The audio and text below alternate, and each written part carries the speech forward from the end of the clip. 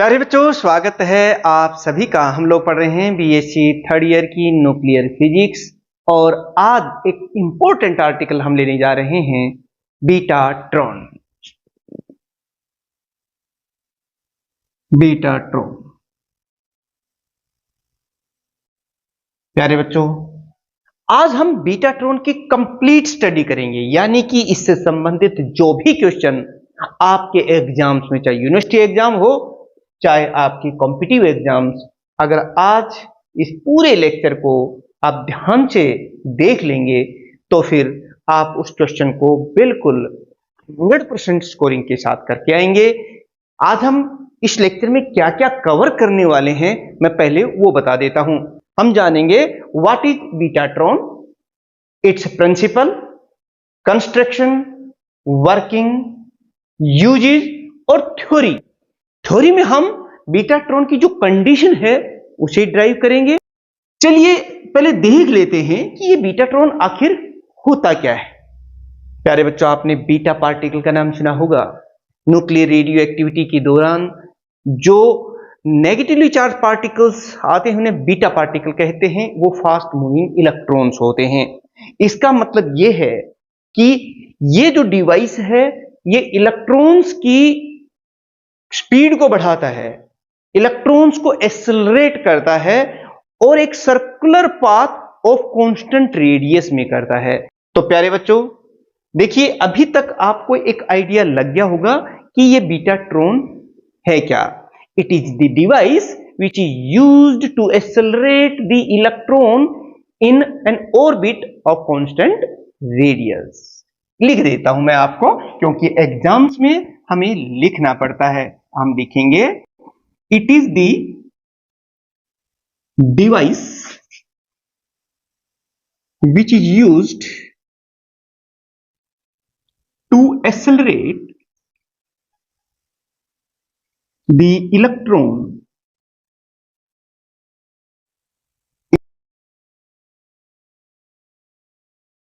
Of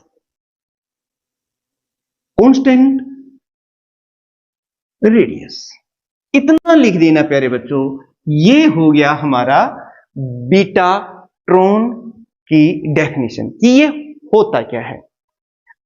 next जो point है, अब हमें ये पता होना चाहिए कि भाई ये प्रिंसिपल क्या है इसका, मतलब ये किन दो बातों पर निर्भर करता है। इट डिपेंड्स ऑन, देखिए इट डिपेंड्स ऑन, देखिए प्यारे बच्चों यहां पर दो बातें हैं। पहली बात तो यह है कि इलेक्ट्रॉन को एक्सेलरेट करना है, तो वो कैसे करेंगे। दूसरी बात यह है कि उसे कांस्टेंट रेडियस के ऑर्बिट में घुमाना है, वो कैसे करेंगे। ये दोनों चीजें देखिए क्या है। सबसे पहले मैं बात करता हूं एक्सेलरेशन की, कि जो इलेक्ट्रॉन को एक्सेलरेट करेंगे वो इंड्यूस्ड ईएमएफ के द्वारा, जो कैसे पैदा किया जाए, which is produced by the change in magnetic flux, वो है। यानी कि पहला पॉइंट ये है कि the electron is accelerated by, प्यारे बच्चे अपनी नोट्स बनाते रहिएगा, induced EMF by changing magnetic flux.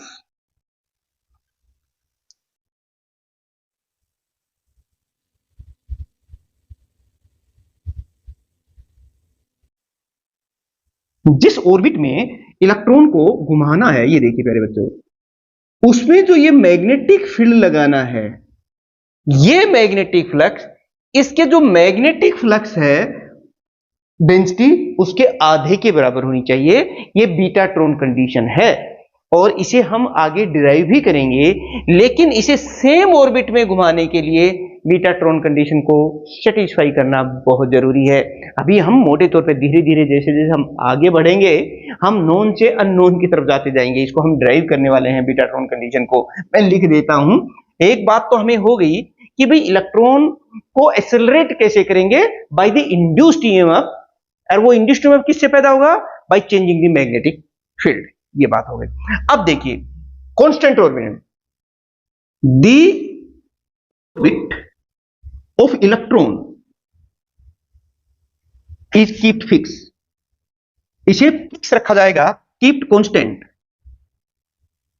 By the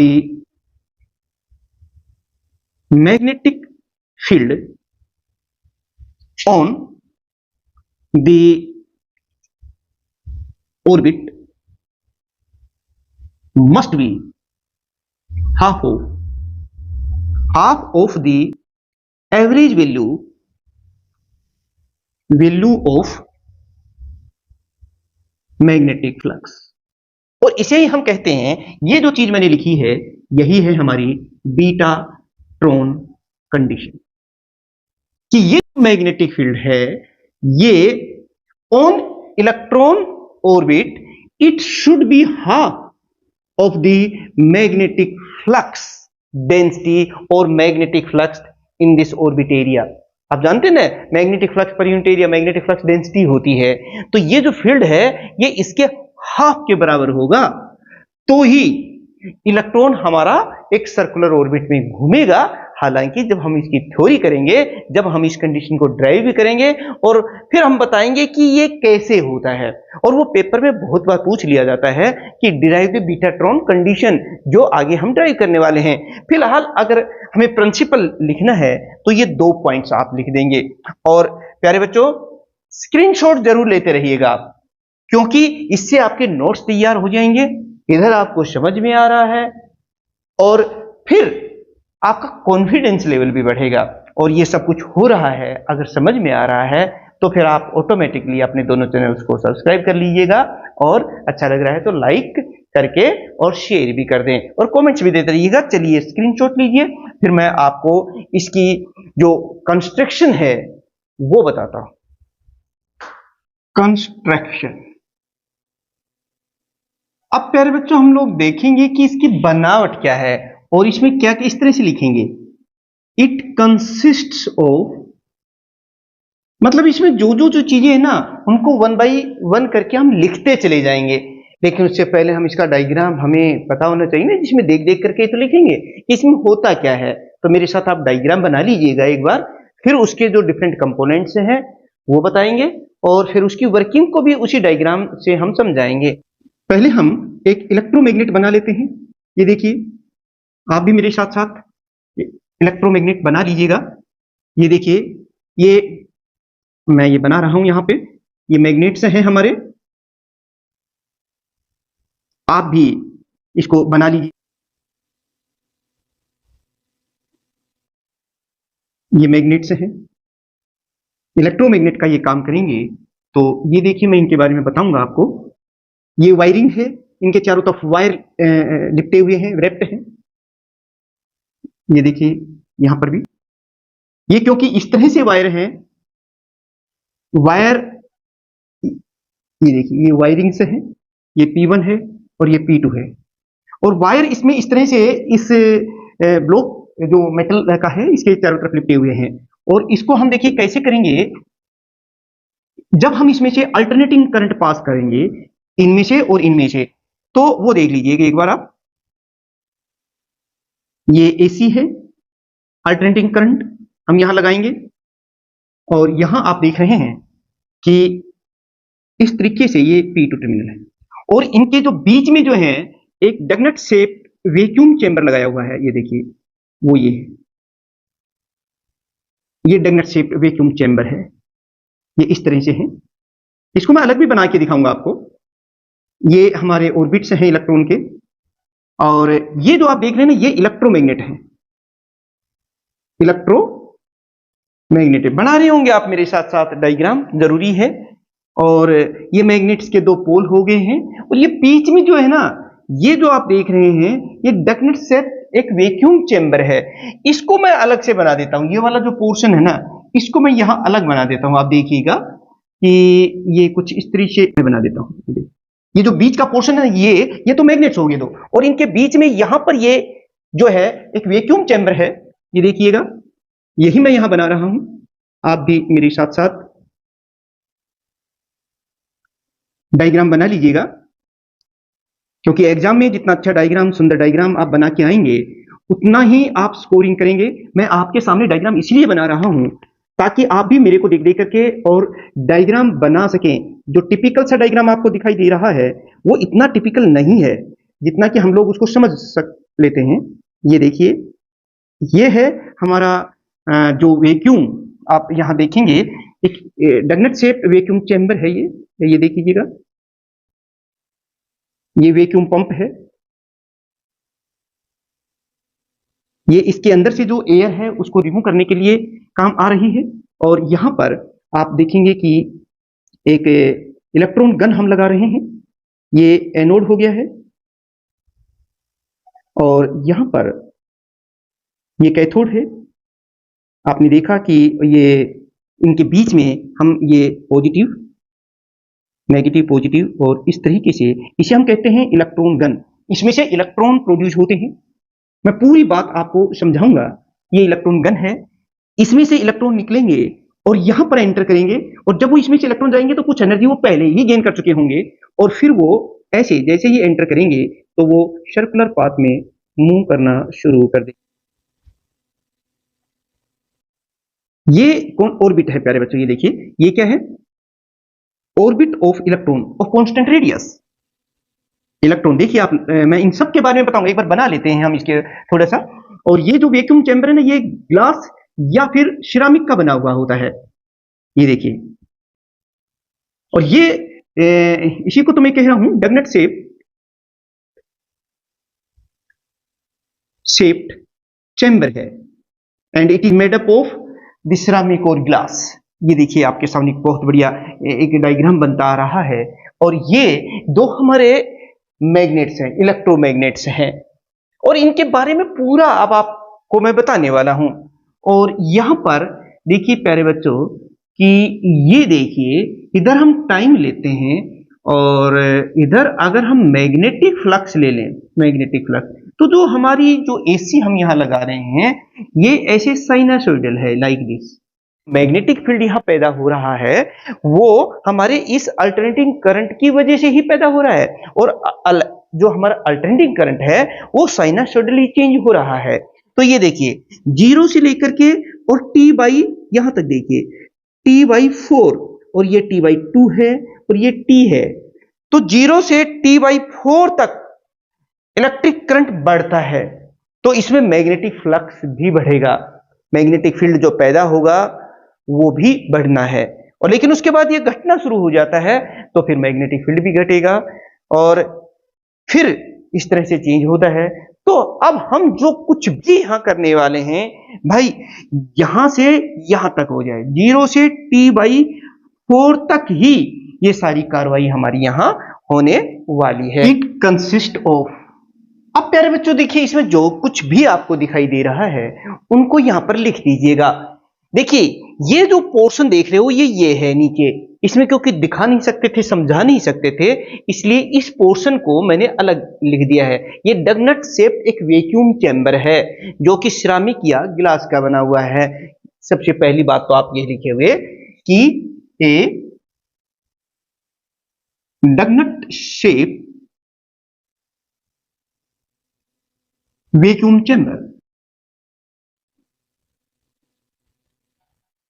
chamber made up of ceramic और ग्लास। ये देखिए प्यारे बच्चे, ये चीज आपने देख ली, ये वाला पोर्शन था जो मैंने, ये किसका बना हुआ है? ये डगनट शेप चैम्बर सिरामिक या ग्लास का बना हुआ, हार्ड ग्लास का बना हुआ है। दूसरी बात देख रहे हैं, ये जो आप देख रहे हैं ये इलेक्ट्रोमैग्नेट है which is operated by the alternating current. दूसरी बात यही लिखेंगे, इलेक्ट्रोमैग्नेट जो कुछ है ना प्यारे बच्चों, बस वो लिख दो, रटना नहीं है। ये स्ट्रक्चर आप समझ में, ये मैग्नेट ऐसे हैं और बीच में हमारा ये वैक्यूम चैम्बर है, और ये जो इलेक्ट्रोमैग्नेट है ये इस एसी सोर्स से ऑपरेटेड होता है। मैग्नेट, ये इलेक्ट्रोमैग्नेट है which is operated by the alternating current. ये हमारे इन इलेक्ट्रोमैग्नेट्स की बात हो गई है। और अब हम देखते हैं कि और क्या चीज आपको दिखाई दे रही है। एक ये इलेक्ट्रॉन गन दिखाई दे रही है यहां पर, थर्ड पॉइंट में वही लिख रहा हूं, N electron gun which produce the electron. इसके दो काम हैं। देखिए यहां पर ये पॉजिटिव ग्रिड है, नेगेटिव है, और ये थर्मो आयनिक इमिशन के द्वारा इसमें इलेक्ट्रॉन पैदा होंगे, और वो इलेक्ट्रॉन इस पॉजिटिव इलेक्ट्रोड की वजह से अट्रैक्ट होगा, यानी कि कुछ एनर्जी गेन करेगा इस चैम्बर में एंटर होने से पहले। वही चीज मैं यहां लिख रहा हूं, electron gun which produce electron. एक काम तो इसको इलेक्ट्रॉन को पैदा करना है, एंड टू एक्सेलरेट इट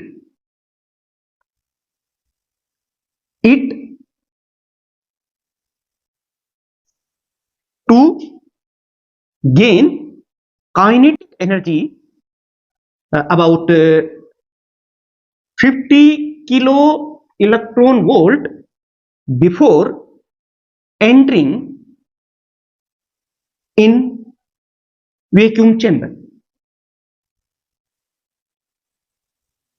ये देखिए प्यारे बच्चों, यानी कि ये जो इलेक्ट्रॉन गन दिखाई दे रही है, जिस तरह से गन से बुलेट निकलती है ना, ये वही काम यहां कर रहा है। यहां से इलेक्ट्रॉन निकलेंगे और वो इलेक्ट्रॉन कुछ काइनेटिक एनर्जी गेन कर लेंगे, कितनी, लगभग 50 किलो इलेक्ट्रॉन वोल्ट। मैं बताऊंगा जब वर्किंग बताऊंगा, ताकि कुछ तो उसकी पहले हुए, और फिर वो वैक्यूम चैम्बर में एंटर कर जाएंगे, और फिर वो इस सर्कुलर पाथ में घूमना शुरू कर देंगे। और वहां पर क्योंकि पहले से ही मैग्नेटिक फ्लक्स चेंज हो रहा है, इसलिए वहां पर इंड्यूस्ड ईएमएफ पैदा होगा, और उसकी वजह से ये इलेक्ट्रॉन तेजी से अपनी काइनेटिक एनर्जी को गेन करेंगे, अपनी स्पीड को बढ़ाएंगे। क्योंकि ये हम जानते हैं कि जब भी कोई चार्ज पार्टिकल किसी मैग्नेटिक फील्ड में एंटर करता है परपेंडिकुलर डायरेक्शन में, it starts to move in this circular path. तो ये चीज हो गई, ये यहां घूमेगा, और 0 से T/4 टाइम तक जब इलेक्ट्रिक करंट चेंज हो रहा है तो मैग्नेटिक फ्लक्स चेंज हो रहा है, इस दौरान ये बहुत से चक्कर पूरे कर लेगा। और फिर देखिए यहां पर होता है टारगेट। जब ये required kinetic energy electron gain कर लेगा, तो बाहर से एक ऑक्सिलरी पल्स इंट्रोड्यूस की जाती है, और उसकी वजह से इसको इस ऑर्बिट से भटका दिया जाता है, और ये इस टारगेट पर जा टकराती है। यह है टारगेट न्यूक्लियर। ये वाली यहां पे है ये टारगेट। तो ये खैर हम इसके बारे में बात करेंगे, लेकिन अभी आपने देखा और क्या चीज इसमें नजर आ रही है। एक ये वैक्यूम पंप है जो इस टेगनेट शेप जो चैम्बर है इसमें से एयर को रिमूव करता है, इसमें वैक्यूम क्रिएट करता है, यानी कि वही पॉइंट मैं यहां लिख रहा हूं। और क्या दिखाई दे रहा है, एक वैक्यूम पंप है, वो भी लिख दो, और target nuclear.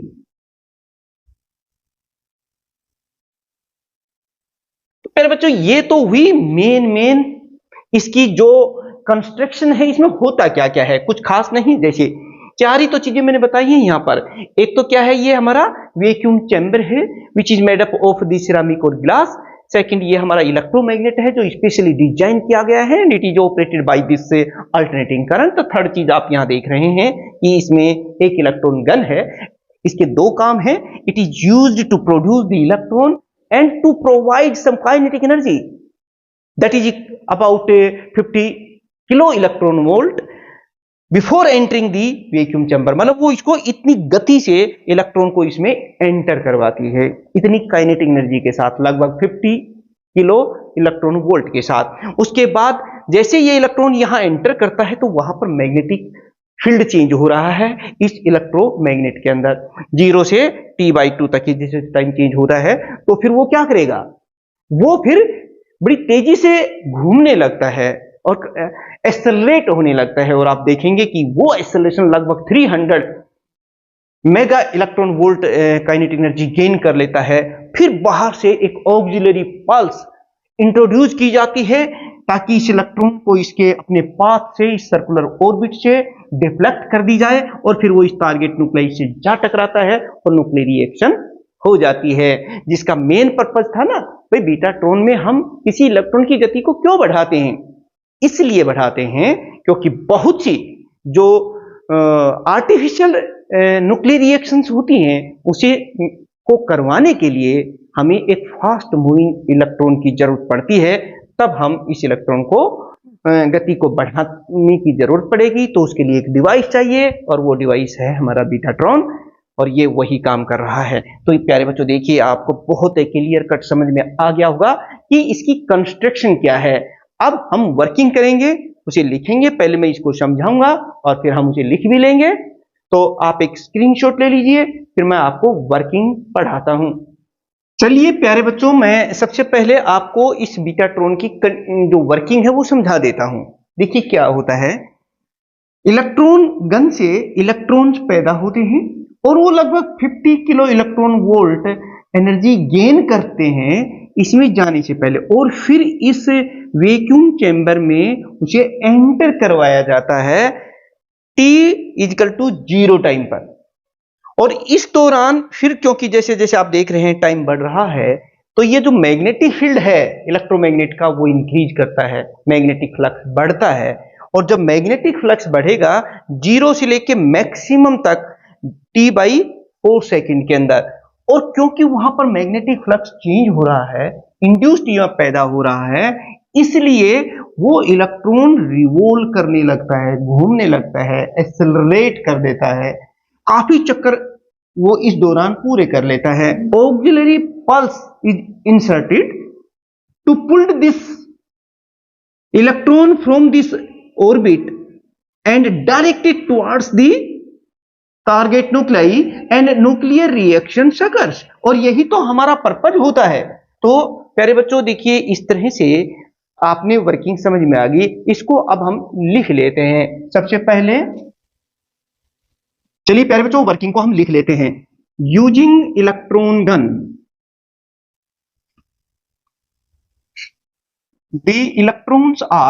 the electron is produced and accelerated to about 50 kilo electron volt energy, and it is injected to this vacuum chamber into vacuum chamber at T = 0. The electron moves in a circular path.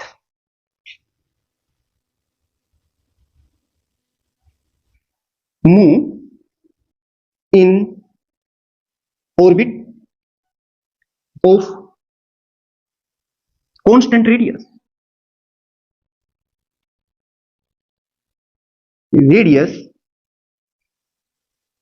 because of betatron condition. क्योंकि ये betatron condition satisfy हो रही है, इसलिए ये constant orbit के circular path में move कर रहा है। और अब देखिए, यहां से 0 से T/4 सेकंड के लिए, क्योंकि टाइम इंक्रीज हो रहा है, करंट बढ़ रहा है एसी का, तो यहां पर मैग्नेटिक फ्लक्स भी चेंज हो रहा है, और वो बढ़ने की वजह से इंड्यूस्ड ईएमएफ पैदा हो रहा है, जिसकी वजह से ये हमारा इलेक्ट्रॉन जो है ये एक्सेलरेट हो रहा है। वही बात मैं लिख रहा हूं, the electron is accelerated due to induced EMF due to, ये ईएमएफ भी किसकी वजह से पैदा हो रहा है? Due to changing the flux, magnetic flux during the time. देखिए ये कब तक चेंज हो रहा है? 0 से T/4 सेकंड तक, इतने टाइम तक। और इस दौरान ये बहुत चक्कर काट चुका होगा, ये टाइम कम नजर आ रहा है, लेकिन ये इस दौरान काफी रिवोल्यूशंस, काफी सर्कल्स कंप्लीट कर चुका होगा और काफी एनर्जी भी गेन कर चुका होगा। During the time 0 to T/4, the electron complete a number of revolution and gain kinetic energy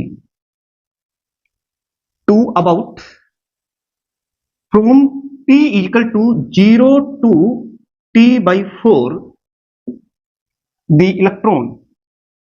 कह रहे बच्चों देखिए 50 किलो इलेक्ट्रॉन वोल्ट की एनर्जी से हमने इसको इंसर्ट करवाया, अब उसने चक्र काटने शुरू किए और वेलोसिटी को गेन किया, काइनेटिक एनर्जी को गेन किया, और ये गेन करता करता ये एनर्जी पता है कितनी ले लेता है, 0 से T/4 सेकेंड्स तक लगभग 300 मेगा इलेक्ट्रॉन वोल्ट तक की एनर्जी गेन कर लेता है। दे gain energy about 300 mega electron volt, बहुत ज्यादा होती है। अब now the electron is pulled out, इसको खींच लिया जाता है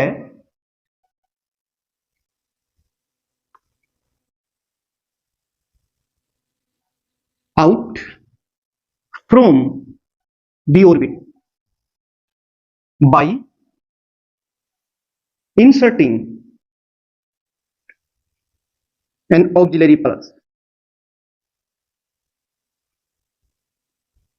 pulse and it is directed towards target nuclei and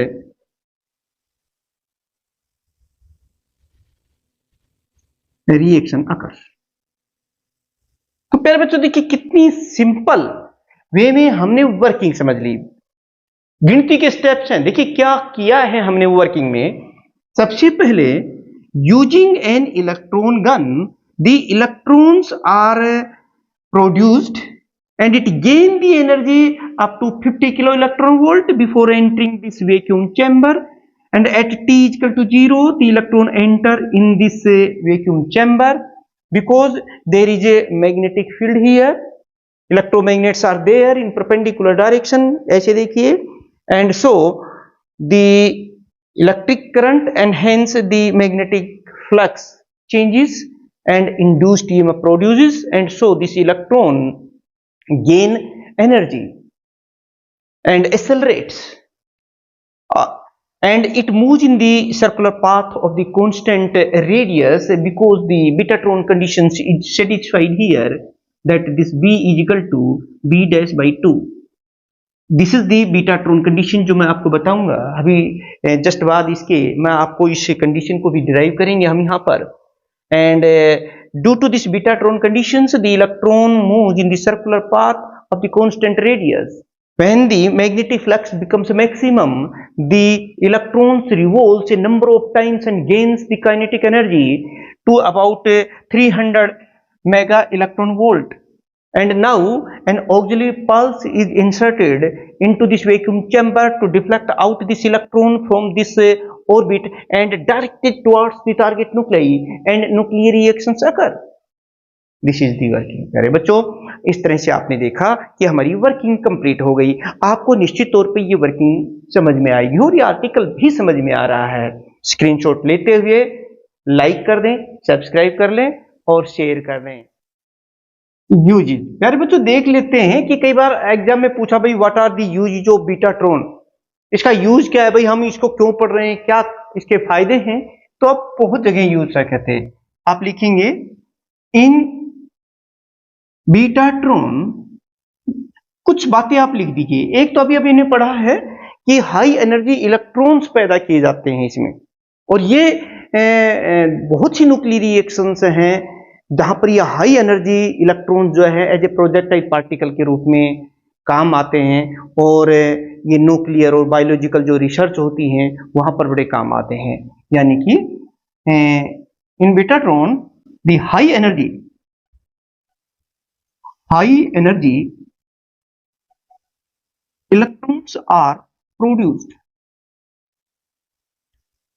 और आपने देखा था ये लगभग 300 मेगा इलेक्ट्रॉन वोल्ट एनर्जी के इलेक्ट्रॉन्स पैदा होते हैं, विच आर यूज्ड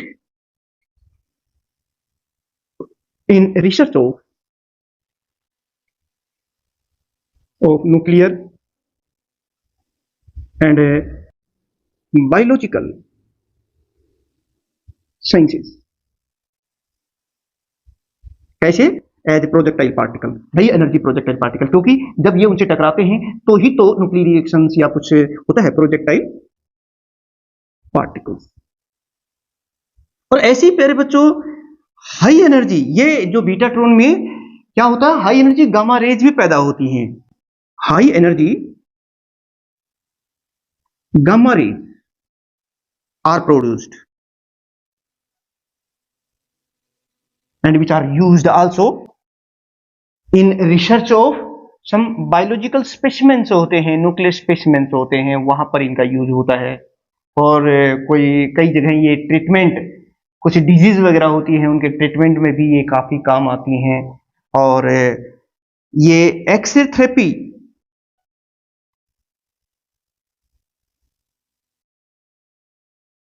जो मेट्रोलॉजी डिपार्टमेंट है, जहां पर जो पुरानी चट्टानें होती हैं उनकी इन्वेस्टिगेशन करने के काम होती है, उनकी रिसर्च करने का। खैर ये तो आप लिख देंगे, 1 या 2 नंबर में पूछेंगे, लेकिन एक इंपॉर्टेंट चीज जो यहाँ पूछी जाती है वो इसकी थ्योरी है, जिसमें सबसे पहले पूछते हैं ये बीटाट्रॉन कंडीशन बार बार कह रहे हैं, ये है क्या, इसे आप डिराइव कीजिए। तो चलिए अब हम डिराइव कर लेते हैं हमारी बीटाट्रॉन कंडीशन को। तब तक आप एक स्क्रीनशॉट लेते हुए और फिर हम आगे बढ़ते हैं। थ्योरी ऑफ बीटाट्रॉन कह दीजिए, या फिर हम इसको कहेंगे बीटाट्रॉन कंडीशन। प्यारे बच्चों, ये क्या है, इसे हम डिराइव करेंगे, जिसको हम बार बार अब तक जब भी हमने वर्किंग या प्रिंसिपल जब भी समझाया है तो हम बीटाट्रॉन कंडीशन की बात की है। और वो क्या है वो देख लीजिए। हमने आपको बताया था कि ये है मैग्नेटिक फील्ड। प्यारे बच्चों, जैसे हम एक इलेक्ट्रोमैग्नेट की सहायता से मैग्नेटिक फील्ड अप्लाई किया था, ये देखिए, ये मैग्नेटिक फील्ड है और ये वेरिएबल मैग्नेटिक फील्ड है, और ये हमारा इलेक्ट्रॉन का ऑर्बिट है, एक सर्कुलर पाथ है और कांस्टेंट रेडियस है। इसके अंदर से ये मैग्नेटिक लाइंस ऑफ फोर्स जा रही हैं, यानी कि मैग्नेटिक फ्लक्स डेंसिटी बन रही है इस ऑर्बिट एरिया में। बीटाट्रॉन कंडीशन ये कहती है कि ये इलेक्ट्रॉन इस सर्कुलर पाथ में तब भी मूव करेगा जब the magnetic field at this electron orbit should be equal to the half of the magnetic flux density, यानी कि B is equal to B dash by 2। ये है, क्या है ये, यही है हमारी बीटाट्रॉन कंडीशन। और आप देख रहे हैं अब हम इसे करने वाले हैं प्रूव। सबसे पहले तो देखिए, ये जो मैग्नेटिक फील्ड है ये कांस्टेंट नहीं है, ये वेरी कर रहा है, क्योंकि ये जैसे जैसे इलेक्ट्रिक करंट आपने इलेक्ट्रोमैग्नेट में देखा था तो चेंज होगा, तो फिर मैग्नेटिक फ्लक्स भी चेंज होगा। और वो जो मैग्नेटिक फ्लक्स है, the magnetic flux is given by, मैं थोड़ी सी फ्लक्स इज गिवन बाई, उसको हम फाई बी इससे लिख लेते हैं, और वो ये है साइन ओमेगा टी, क्योंकि वो इलेक्ट्रिक करंट भी तो हमारा एसी है ना, साइनसॉइडली चेंज हो रहे हैं, तो मैग्नेटिक फ्लक्स भी इस हिसाब से चेंज होता है। दूसरी बात यह है कि जब मैग्नेटिक फ्लक्स चेंज होता है यहां पर, तो फिर इंड्यूस्ड ईएमएफ पैदा होता है। और according to the Faraday law of electromagnetic induction, Faraday, ये मैं यूज करेंगे, Faraday law of electromagnetic induction, ये आपको पहले से ही पता है, ये क्या होता है, it is equal to minus D phi B by D T, यही होता है। कंप्लीट रोटेशन में इलेक्ट्रॉन जब कंप्लीट करता है एक रोटेशन तो कितना वर्क करना पड़ता है? Work done by electron to complete one rotation, एक रोटेशन पूरा होने में प्यारे बच्चों कितना वर्क डन होता है वो आप मुझे बताइए। देखिए हम जानते हैं वर्क डन होता है फोर्स इंटू डिस्टेंस, तो फोर्स तो हो गया हमारे पास ये, और एक चक्कर पूरा करने में कितनी दूरी तय करता है? 2 पाई आर सर्कमफ्रेंस के बराबर होता है। और एक और चीज प्यारे बच्चों, एक चीज हमने पढ़ी है, जैसे मान लो जो ईएमएफ होता है, ईएमएफ वो किसके बराबर होता है? ईएमएफ कह दो या पोटेंशियल डिफरेंस कह दो, एक ही बात है। Work done per unit charge, तो चार्ज कितना होता है इलेक्ट्रॉन पर? ई होता है। Work done per unit charge तो ईएमएफ होता है, पोटेंशियल डिफरेंस होता है। तो यहां से भी तो हमारे पास वर्क डन आ रहा है, और ये आ गया ई इंटू ई। और ये क्या है? ये ईएमएफ है जो यहां पैदा हो रहा है, इंड्यूस्ड ईएमएफ कह सकते हैं इसको, आप कह सकते हैं माइनस ई। ये वैल्यू रख देते हैं Faraday law of electromagnetic induction की वजह से D phi B by D T. ये देखिए जहां ई था मैंने ये रख दिया है जो हमने Faraday law of electromagnetic induction करा। अब देखिए ये वर्क डन आ रहा है प्यारे बच्चों, यहां पर ये वर्क डन हमने यहां भी निकाला है, ये वर्क डन हमने यहां भी निकाला है, क्यों ना हम इन दोनों को इक्वेट कर दिए। तो ये किसके बराबर हो जाएगा? F into 2 pi R, and it is equal to, ये देखिए यहां पर ये कितना हो जाएगा? Minus E into D phi B by D T, ये होगा। और यहां से हम इस फोर्स की वैल्यू निकाल लेंगे, मैं यहीं लिख देता हूं। देखिए प्यारे बच्चे ये फोर्स कितना हो जाएगा हमारे पास? ये फोर्स एफ को एक तरफ रख लेते हैं, और ये जो 2 पाई आर है ना, इसको हम राइट हैंड साइड में ले जाते हैं, यानी कि minus E by 2 pi R into D phi B by D T. ये एक फोर्स हमारा। प्यारे बच्चों देखिए कि ये मान लो हमारा इलेक्ट्रॉन है जो इस मैग्नेटिक फील्ड में मूव कर रहा है, सर्कुलर, इसका मास कितना है? m है, और ये रेडियस हम ये कितना मान लें? यहां पर ये मान लो रेडियस r है, और यहां पर ये v वेलोसिटी से मूव कर रहा है। जरा सोचिए किसी समय, तो आप बता सकते हैं कि force acting on electron due to magnetic field, बताओ कितना होता है ये फोर्स? ये फोर्स हम अच्छी तरीके से जानते हैं कि जब कोई चार्ज पार्टिकल किसी मैग्नेटिक फील्ड के परपेंडिकुलर डायरेक्शन में एंटर करता है तो वो होता है B Q V. B magnetic field है, क्यू चार्ज है, और वी वेलोसिटी है। तो यहां पर कितना हो जाएगा? बी तो मैग्नेटिक फील्ड हो गया, ई चार्ज हो गया, और वी उसकी वेलोसिटी हो गई। और एक चीज और हम जानते हैं, हमें पता है मास m है, वेलोसिटी v है, रेडियस, कि कोई चार्ज पार्टिकल ऐसे ही मूव कर रहा है, इस फोर्स की वजह से ही तो ये इसकी डायरेक्शन चेंज होती है, और जो फोर्स डायरेक्शन चेंज करता है उसे हम सेंट्रीपिटल फोर्स कहते हैं। और वो सेंट्रीपिटल फोर्स कितना होगा? सेंट्रीपिटल फोर्स वो भी हमें पता है, और वो होता है mv² बाई आर। और ये मैग्नेटिक फील्ड यही तो सेंट्रीपिटल फोर्स दे रहा है।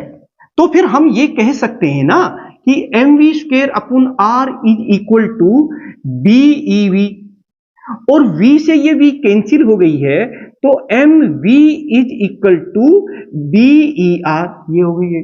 ये मास इंटू वेलोसिटी क्या होती है? ये तो मोमेंटम होता है ना, तो हम इसको p कह देते हैं, and it is equal to BeR।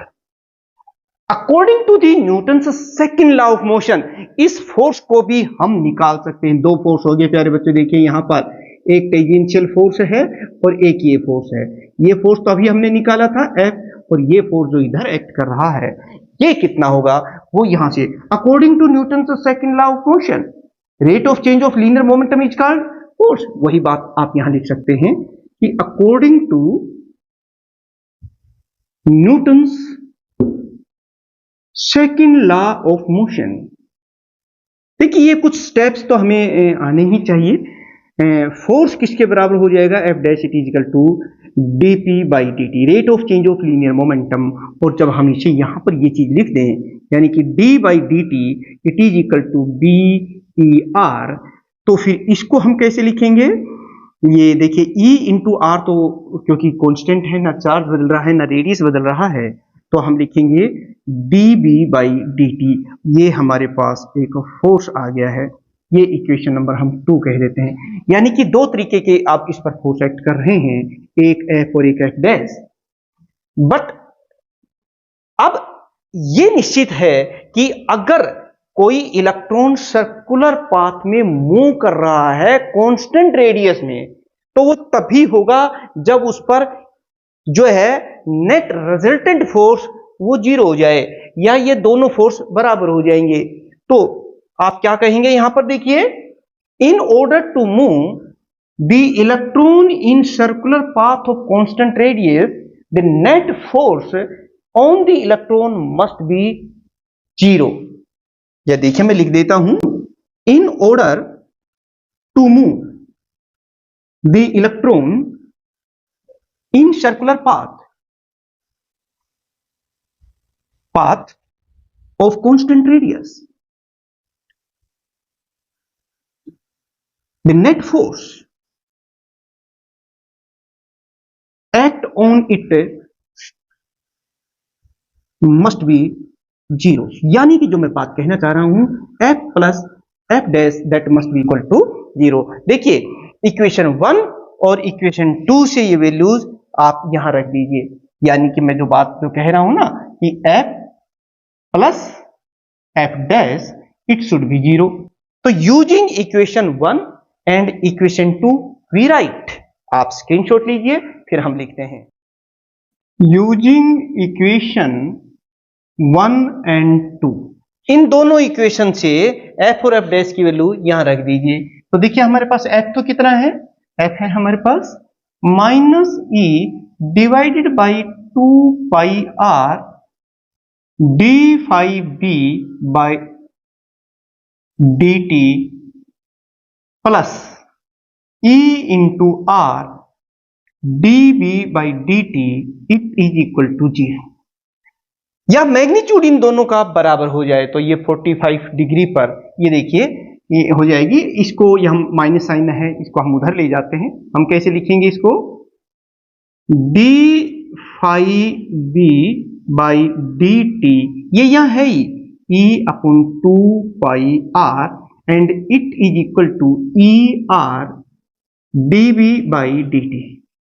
ठीक है प्यार बच्चों, तो जो कटता है वो काट दो। देखो एक तो E से E कैंसिल हो रही है, हमने काट दिया, इसको हम इधर ले जाते हैं, यानी कि यहाँ dt से dt को भी कैंसिल करते हैं ना, कि देखिए हम इसको ऐसे लिख सकते हैं 2 पाई R स्क्वायर। देखो 2 पाई ले गए और R इधर था, एक R ये है, तो 2 पाई R स्क्वायर इंटू ये dB हो गया है। अब देखिए हम एक काम करते हैं, इसको सिंप्लीफाई करते हैं, इसको इंटीग्रेट कर देते हैं। On integrating both sides, on integrating both side, दोनों तरफ आप इसको इंटीग्रेट कर दीजिए। फिर देखिए क्या लिखेंगे हम इसको ऐसे लिखेंगे d∅b, ये देखिए, और इधर हम लिखेंगे 2 पाई R स्क्वायर और इसे भी इंटीग्रेट हम कर देते हैं dB। कैसे, ये देखिए जब मैग्नेटिक फ्लक्स जब t इक्वल टू 0 टाइम होता है तो जो मैग्नेटिक फ्लक्स होता है 0 और मैक्सिमम मान लेते हैं 5b हो जाता है, और यहाँ पर 0 शुरू में मैग्नेटिक फील्ड होता है और बाद में कितना हो जाता है b। तो जब आप इसको इंटीग्रेट करेंगे तो ये 5b आ जाएगा और लिमिट्स जो है यही 0 to 5b की ही रहेगी। और इधर देखिए 2 पाई R, यहाँ पर भी जब हम इसको लिखेंगे तो b ही आएगा। तो इस तरीके से जब इस आप लिमिट्स को खोलेंगे तो यहाँ मात्र dB आएगा equal to 2 pi R square into b, और यहां से हम b की वैल्यू निकाल लेते हैं। ये देखिए b कितना आएगा, यहां से b equal to 5b divided by 2 pi R square. इसको इक्वेशन नंबर प्यारे बच्चों हम 3 कह देते हैं। ठीक है, यहां से देखो आ गई है ये b, बस 2 पाई R स्क्वायर को हम इधर लेके आएंगे तो हमारे पास ये आ गया। ये तो ही ये वाली फील्ड जो चेंज हो रहा है हमारे इलेक्ट्रोमैग्नेट से, मैग्नेटिक के फ्लक्स चेंज होने से यहाँ कहानी बनी। अब देखिए इसका एरिया कितना है, क्योंकि रेडियस कांस्टेंट है तो किसी भी सर्कल का एरिया हमें पता होता है पाई R स्क्वायर। तो इसमें एवरेज मैग्नेटिक फ्लक्स कितना होता है, मैग्नेटिक फ्लक्स डेंसिटी क्या होती है? फ्लक्स पर यूनिट एरिया, यानी कि the average value of magnetic flux density. मेरे बच्चों देखिए कितनी हो जाएगी ये, इसको मैं बी डैश लिख देता हूं, और ये कितना हो जाएगा? Magnetic flux per unit area, यही तो होता है। अब जरा इन दोनों इक्वेशन पर नजर डालिए। जब इन दोनों पर आप ध्यान से देखेंगे तो आपको पता चल जाएगा कि ये जो बी है ना, देखिए ये नीचे 2 और आ रहा है, यहां पर 5b/πr² के जगह हम क्या लिख सकते हैं? B dash. ये बी डैश हो गया है, डिवाइड बाई ये 2 हो गई है, और यही तो है हमारी betatron condition. It is betatron condition, betatron condition, यानी कि in order to move the electron in circular path of constant radius during acceleration, the magnetic field on the orbit of the electron must be equal to the half of the average value of magnetic flux density। तो प्यारे बच्चों, इस तरह से आप prove कर देंगे, कोई बहुत मुश्किल नहीं। जब ये इलेक्ट्रॉन घूम रहा है तो इस पर जो फोर्सेज एक्ट कर रहे हैं उनको अलग अलग तरीके से हमने यहाँ पर उनकी वैल्यूज निकाली, और नेट फोर्स हमने कहा ये 0 होना चाहिए, तो उसको जैसे ही 0 किया और उनकी वैल्यू रखी तो थोड़ा सा सिंप्लीफाई किया, और ये हमारे पास बीटाट्रॉन कंडीशन जो है ये डिराइव हो गई। तो प्यारे बच्चों, आज के लेक्चर में इतना ही। अब आप मुझे ये बात बताइए कि क्या आपको ये लेक्चर पसंद आया? अगर पसंद आया तो मेरी तरफ से अब आपके लिए ये गुजारिश है कि लाइक कर दीजिए। दूसरी बात ये है कि अगर अच्छा लग रहा है तो दूसरे जो हमारे स्टूडेंट्स हैं, आपके जो साथी हैं, उन तक भी इसे शेयर कीजिए। और तीसरे पॉइंट ये है कि आप कमेंट्स जरूर करें, बस मुझे ये बता दें कि आप कहां से बिलोंग करते हैं और आपको ये लेक्चर कैसे लग रहे हैं। इससे क्या होता है कि हमारी जो एक हिम्मत है, मोटिवेशन मिलता है, और वो किसी भी कार्य के लिए बहुत जरूरी है। जैसे मैं आपको बार बार कहता हूं कि अपनी तैयारी कीजिए, पढ़िएगा, अपने लक्ष्य पर नजर गड़ाए रखिएगा, आगे बढ़ते रहिएगा। हम आपका सहयोग कर रहे हैं, आपको पढ़ाने में, समझाने में, आपको नोट्स प्रोवाइड करने में, और आपके एग्जाम प्रिपरेशन से संबंधित और आपके मोटिवेशन से संबंधित, चाहे कोई भी एग्जाम हो, आपकी यूनिवर्सिटी या फिर आपके कॉम्पिटिटिव एग्जाम, सदैव मैं आप सभी के साथ हूं। बस आप जो जो मैंने कहा है वो कर लीजिएगा।